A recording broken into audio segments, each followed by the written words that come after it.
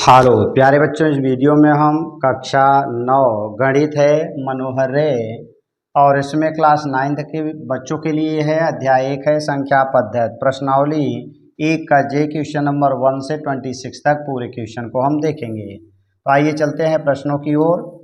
पहला प्रश्न हमारा दे दिया है कि बहुविकल्पीय प्रश्न है। प्रत्येक प्रश्न के 4 उत्तर दिए गए हैं, सही उत्तर आपको छांट करके लिखना है। यहाँ पर दे दिया है आपका कह रहा है प्रत्येक परिमेय संख्या होती है, जो प्राकृतिक संख्या होती है वह भी हमारी एक परिमेय संख्या होती है। तो प्रत्येक परिमेय संख्या प्राकृतिक संख्या नहीं हो सकती है।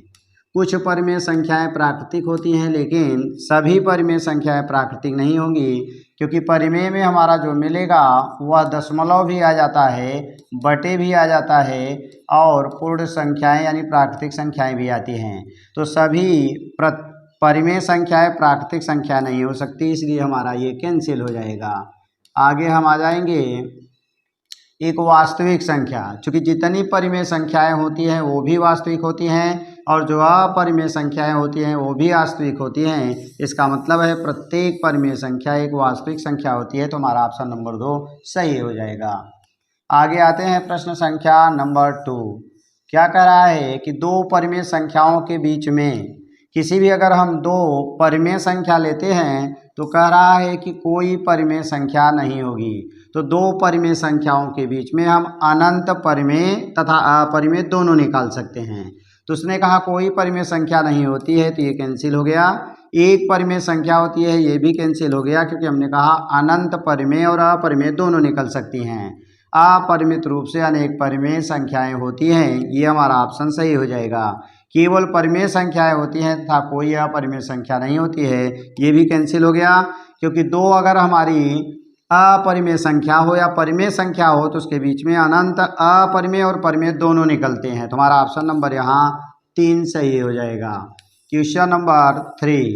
एक परिमेय संख्या का दशमलव निरूपण नहीं हो सकता है। अगर दशमलव निरूपण की बात करें तो एक परिमेय संख्या जैसे 1/2 हो गया, तो अगर हम 1/2 का निकालेंगे तो 1/2 का मान निकालेंगे तो 0.5 आएगा, यानी ये शांत हो गया। और अगर 1/3 का निकालते हैं, एक में हम 3 का भाग देंगे तो 3 त्रिक्का 9, 3 त्रिक्का 9, 3 त्रिक्का 9 आता रहेगा, तो ये अशांत हो गया। फिर अगला है अशांत आवर्ती। आवर्ती का मतलब लगातार किसी संख्या का रिपीटेशन हो तो आवर्ती भी होता है। फिर अगला है अनावर्ती, यही हमारा नहीं होगा, तो इसलिए हमारा ऑप्शन नंबर 4 सही हो जाएगा। बाकी ये सब कैंसिल हो जाएंगे क्योंकि पूछा था नहीं है। अगला जाएंगे प्रश्न संख्या 4 है। कह रहा है कि किन्हीं दो अपरिमेय संख्याओं का गुणनफल होता है। अगर हम बात करें दो अपरिमेय संख्याएं, तो अपरिमेय संख्याओं में जैसे कड़ी में 2 हो गया, एक कड़ी में 3 हो गया, तो ये कड़ी में 6 आएगा, ये हमारा बन जाएगा अपरिमेय, ये अपरिमेय बनेगा। लेकिन अगर हम एक करनी में 2 ले लें, दूसरी संख्या माइनस करनी में 2 ले लें, तो ये -2 हो जाएगा और ये परिमेय बन जाएगा। तो इसका मतलब है कि दो अपरिमेय संख्याओं का गुणनफल अपरिमेय भी हो सकता है और परिमेय भी हो सकता है। सदैव एक अपरिमेय, सदैव एक परिमेय, तो सदैव एक पूर्णांक, ये भी कैंसिल हो जाएगा। कभी परिमेय संख्या कभी अपरिमेय, क्योंकि हमने दोनों पाया, तो इसलिए हमारा ऑप्शन नंबर 4 सही हो जाएगा। आगे आ जाते हैं प्रश्न संख्या 5। तो 5 में क्या दिया है कि कह रहा है कि संख्या कर्ण में 2 का दशमलव प्रसार। अगर हम कर्ण में 2 का मान निकालेंगे तो एक परिमित दशमलव नहीं, क्योंकि इसका मान निकालते हैं 1.41442 डॉट डॉट आता रहता है और अंक बदल के आता है। तो यहाँ पर अंक बदल के आ रहा है अशांत। अशांत तो है, लेकिन इसने कहा आवर्ती। आवर्ती का मतलब कि पुनरावृत्ति हो, तो ये हमारा कैंसिल हो जाएगा, अनावर्ती होगा, माने इसमें रिपीटेशन नहीं आएगा और उसको हम अनावर्ती कहते हैं। तो हमारा ऑप्शन नंबर 4 सही हो जाएगा।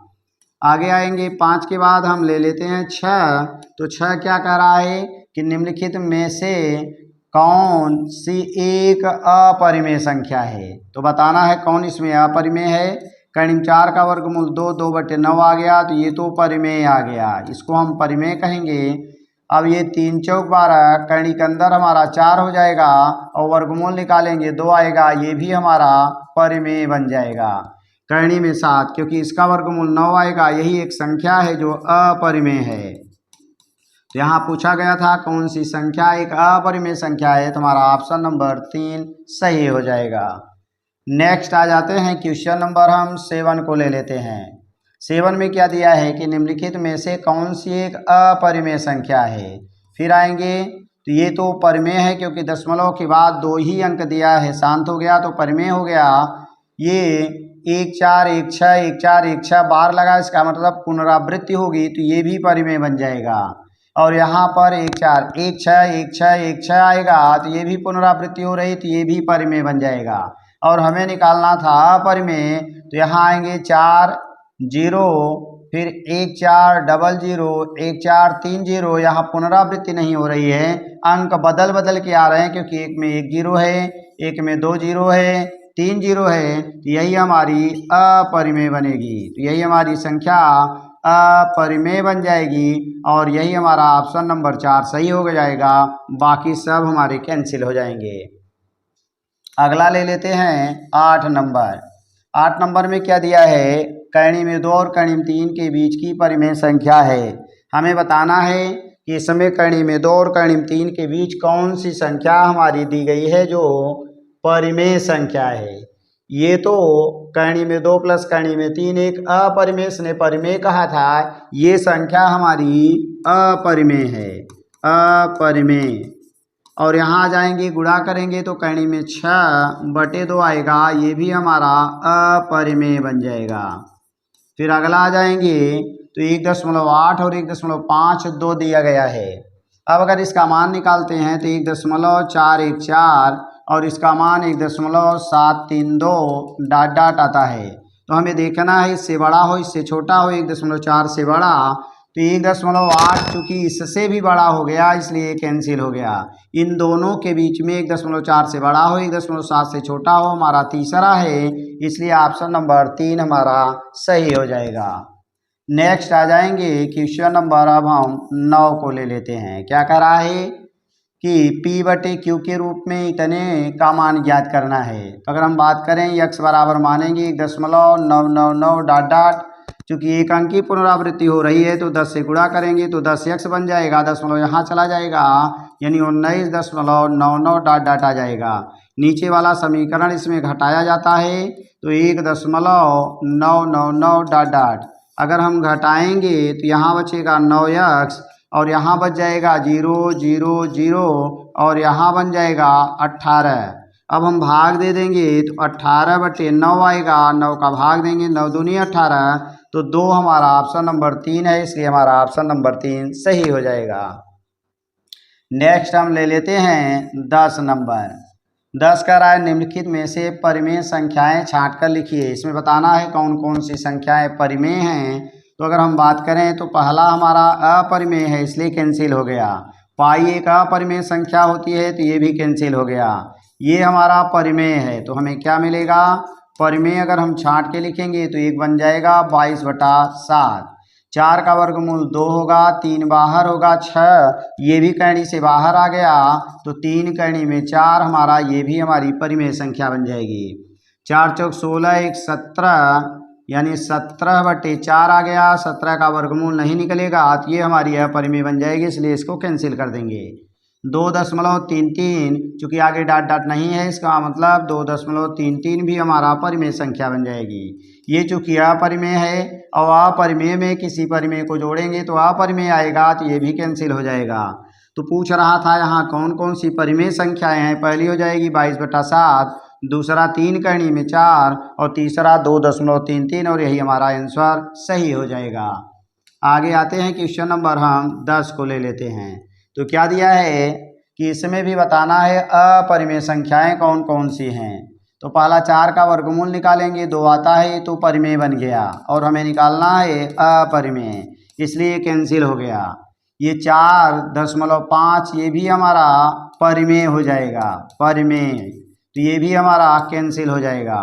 अगर हम बात करें करणी में 0.4 की, जब दशमलव लग जाता है तो 2 अंक लिख करके ही हम उसका वर्गमूल निकालते हैं। तो ये 0.4 का मतलब 0.40 है और 40 किसी संख्या का वर्ग नहीं होता है, क्योंकि इसका मान निकालेंगे 36 यानी 0.6 समथिंग डॉट डॉट आता रहेगा। तो यही संख्या हमारी अपरिमेय बनेगी, अपरिमेय, क्योंकि 40 हमने कहा किसी संख्या का वर्ग नहीं है और हमें इसमें अपरिमेय ही निकालना था। तो हमारा आंसर बन जाएगा 0.4 कड़ी के अंदर और यही आंसर हो जाएगा। आगे आते हैं क्वेश्चन नंबर 12 क्या दिया है कि निम्नलिखित संख्याओं में परिमेय संख्याएं छांटिए। इसमें भी हमें बताना है कौन कौन सी संख्याएं परिमेय हैं। पहला तो हमारा अपरिमेय है, अपरिमेय, तो ये हमारा कैंसिल हो जाएगा। दूसरा डॉट डॉट दिया है 0.373 यानी 7 नहीं आ रहा है, बदल के आ रहा है, तो यही हमारी संख्या, क्योंकि 1 का वर्गमूल 1 होता है, ये भी हमारा परिमेय बन जाएगा। और यही पुनरावृत्ति नहीं हो रही, अंक बदल के आ रहा है, तो यही बनेगा अपरिमेय, यही संख्या हमारी अपरिमेय हो जाएगी। और कह रहा निम्नलिखित संख्याओं में परिमेय संख्याएं छांटिए, तो परिमेय में हमारा कौन मिलेगा, केवल कर्ण में 1, यही हमारा परिमेय बन जाएगा। तो कर्ण में 1 हमारा यही आंसर सही हो जाएगा। नेक्स्ट आते हैं हम क्वेश्चन नंबर 13 ले लेते हैं। तो 13 क्या दिया है कि निम्नलिखित संख्याओं में परिमेय और अपरिमेय संख्याएं छांट के लिखना है। तो यहाँ पर हम 2 कॉलम बनाएंगे, एक को परिमेय लिखेंगे, दूसरे को अपरिमेय। अब जो परिमेय होगा परिमेय में तो हम लिखेंगे यहाँ परिमेय संख्या, दूसरा अपरिमेय संख्या, अपरिमेय संख्या। तो हम देखेंगे परिमेय में कौन कौन आएगा। ये चूंकि हमारा परिमेय है लेकिन कर्ण में 3 इसमें घटा दिए तो अपरिमेय आ गया, ये पूरा अपरिमेय है। और अपरिमेय का मतलब 4 माइनस कर्ण में 3, पहला इसमें बन जाएगा। कर्ण में 7/2 ये भी हमारा अपरिमेय है, तो कर्ण में 7/2 इसी में लिख देंगे। यहाँ आ जाएंगे तो 5 और 4 का वर्गमूल 2 होता है, घटा देंगे 3 आएगा, ये परिमेय हो जाएगा, इसलिए 5 माइनस कर्ण में 4 का नंबर यहाँ आ जाएगा। अब हमने कहा था दशमलव के बाद 2 अंक होना चाहिए, 2 अंक है, और 0.1 यानी 1 का वर्गमूल 1 होता है, तो 0.1 इसका वर्गमूल निकलेगा और ये कड़ी से बाहर हो गया तो परिमेय बन गया, तो हमारा आंसर बन जाएगा 0.01 और ये हमारा 2 परिमेय और 2 संख्याएं हमारी अपरिमेय हो जाएंगी।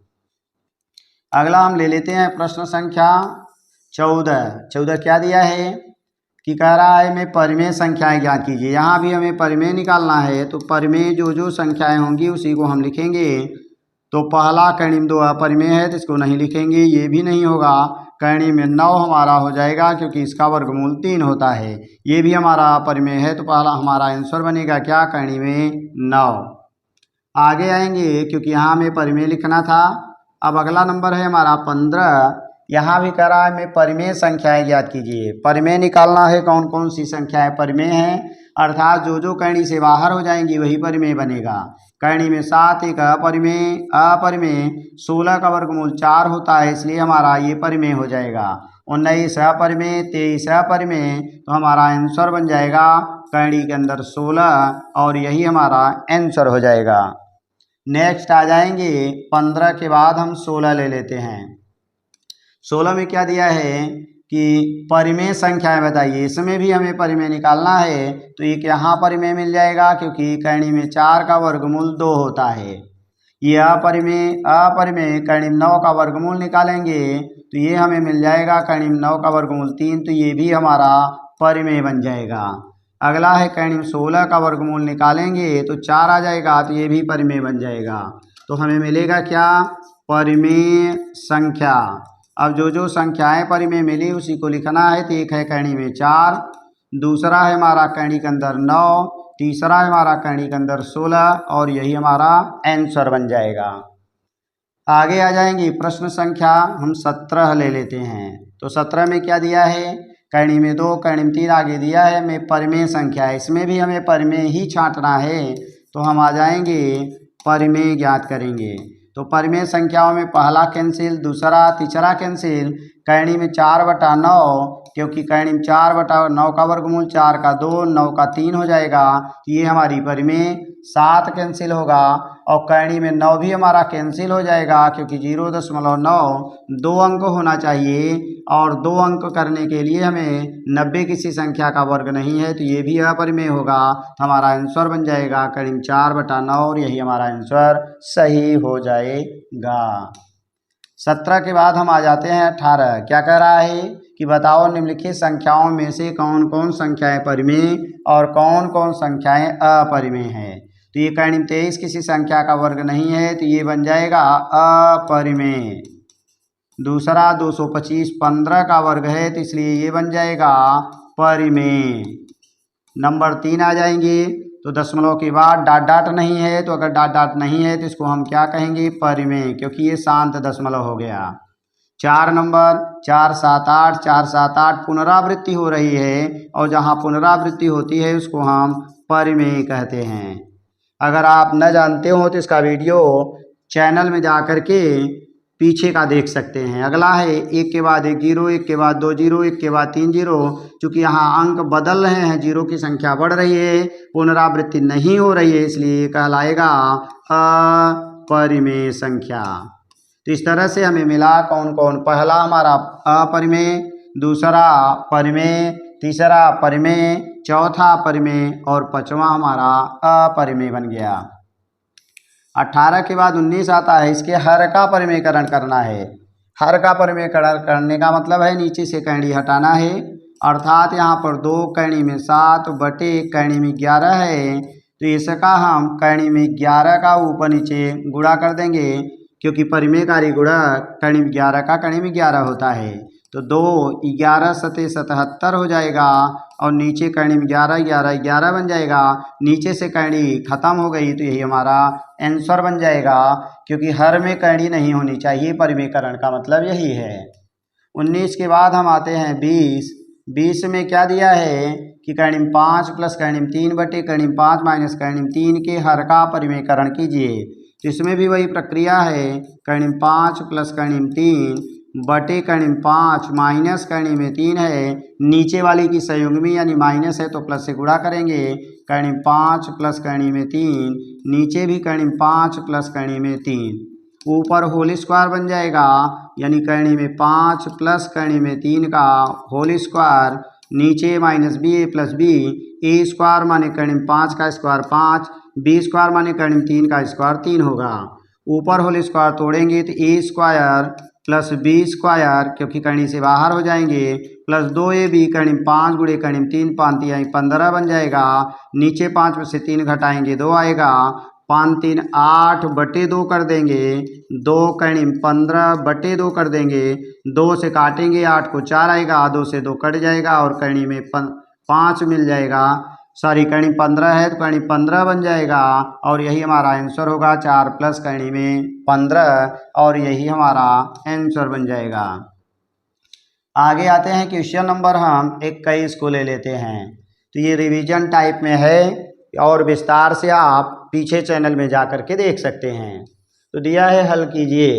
यहाँ भी वही तिर्यक हम गुणा करेंगे, तो यहाँ गुणा करेंगे तो कैणी में 5 माइनस 2, कैणी में 5 माइनस 2 का होल स्क्वायर, फिर तिर्यक गुणा करेंगे तो होल स्क्वायर बन जाएगा।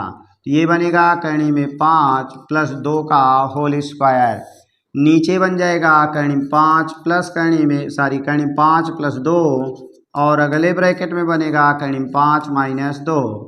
अब या तो होल स्क्वायर तोड़ें, या तो ए प्लस बी और ए माइनस बी लगा दें, क्योंकि पूरा ए स्क्वायर है माइनस बी स्क्वायर है। तो अगर हम होल स्क्वायर तोड़ते हैं तो ए स्क्वायर प्लस बी स्क्वायर माने 2 का स्क्वायर 4 माइनस 2ab होगा, 2 कैणी में 5 गुणे 2। फिर अगला आ जाएंगे तो माइनस ये भी ए स्क्वायर कैणी में है बाहर हो जाएगा, प्लस बी स्क्वायर 2 का स्क्वायर 4 होगा, और प्लस 2ab, तो 2 कैणी में 5 गुणे 2 हो जाएगा। नीचे प्लस बी ए माइनस बी, ए स्क्वायर माइनस बी स्क्वायर कैणी में 5 का स्क्वायर करेंगे 5 आएगा, और माइनस बी स्क्वायर यानी 2 का स्क्वायर करेंगे 4 हो जाएगा। तो 5 4 9 माइनस 2 दूनी 4 कैणी में 5, आगे माइनस का गुणा करेंगे तो 5 4 9, ये प्लस माइनस माइनस हो जाएगा और 2 दूनी 4 करनी में 5 हो जाएगा। नीचे आ जाएंगे तो 5 माइनस 2 दूनी 4 होगा, 9 में से 9 कैंसिल होगा, दोनों माइनस से जुड़ जाएंगे तो माइनस हो जाएगा। 4 4 8 करनी में 5 और नीचे 5 में से 4 घटाएंगे तो 1 आएगा, तो हमारा आंसर बन जाएगा -8 करनी में 5 और यही हमारा आंसर हो जाएगा। आगे आ जाते हैं क्वेश्चन नंबर 22। तो 22 में क्या दिया है, इसका होल स्क्वायर करना है। तो a प्लस बी का होल स्क्वायर वाले सूत्र से इसको हम तोड़ देंगे तो हमें मिलेगा करनी में 3 यानी a square plus b square करनी में 7 का स्क्वायर प्लस 2ab करनी में 3 गुणे करनी में 7। तो यहाँ बन जाएगा 3 और यहाँ बन जाएगा 7 और ये हो जाएगा 2, 7 त्रिक 21 बन जाएगा।